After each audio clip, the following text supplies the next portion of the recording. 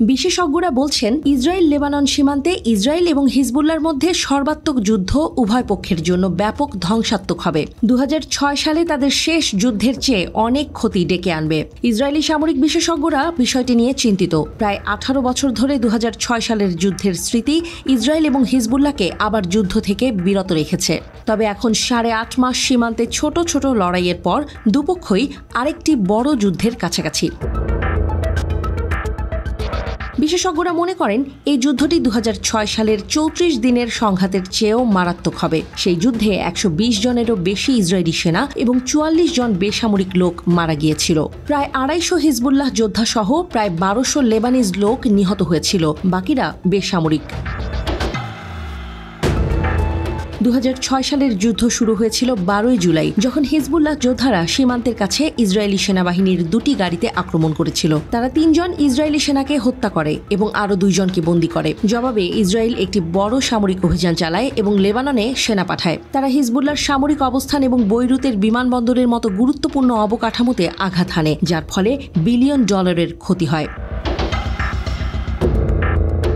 34 দিনের যুদ্ধের সময় ইসরায়েলি বিমান বাহিনী প্রায় 5000 লক্ষ্যবস্তুতে আঘাত করেছিল। হিজবুল্লাহ ইসরায়েলে প্রায় 4000 রকেট নিক্ষেপ করেছিল, যা সেই সময়ের হিসেবে অনেক বেশি ছিল। জাতিসংঘ নিরাপত্তা পরিষদের মধ্যস্থতায় একটি যুদ্ধবিরতি চুক্তির মাধ্যমে সংঘর্ষের অবসান ঘটে। এরপর থেকে হিজবুল্লাহ অনেক শক্তিশালী হয়ে উঠেছে। ইসরায়েলের উত্তর সীমান্তে নিরাপত্তা সংক্রান্ত সমস্যা নিয়ে গবেষণা করা আলমা রিসার্চ অ্যান্ড এডুকেশন সেন্টারের মতে, হিজবুল্লাহর কাছে এখন প্রায় 50,000 যোদ্ধা এবং বিশাল অস্ত্রাগার রয়েছে। এর মধ্যে রয়েছে 1.5 লাখ মর্টার, 65,000 রকেট, 5,000টি ক্ষেপণাস্ত্র এবং এমন 5,000 রকেট যা ইসরায়েলের যে কোনো জায়গায় আঘাত করতে পারে। ইসরায়েলি সামরিক বাহিনীর অবসরপ্রাপ্ত কর্নেল মিরি আইসিন বলেছেন, একটি নতুন যুদ্ধে হিজবুল্লাহ একদিনে 10,000 বিভিন্ন প্রজেক্টাইল, মর্টার, মিসাইল, রকেট এবং আত্মঘাতী ড্রোন নিক্ষেপ করতে পারে। ইসরায়েলি সরকার হিজবুল্লাহর হামলার বিরুদ্ধে একটি বাফার জোন তৈরি করতে লেবাননের সীমান্তের কাছে 43টি গ্রাম খালি করেছে। ইসরায়েলি সেনা এবং উত্তর সম্প্রদায়ের সংখ্যাগরিষ্ঠই মনে করে তারা এরই মাঝে হিজবুল্লাহর সাথে যুদ্ধে রয়েছে।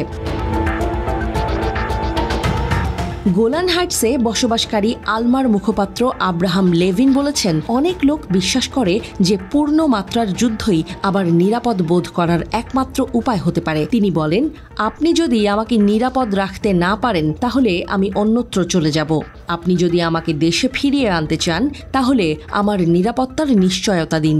আব্রাহাম লেভিনের মতে, নতুন যুদ্ধ 2006 সালের চেয়ে 10 গুণ খারাপ হবে।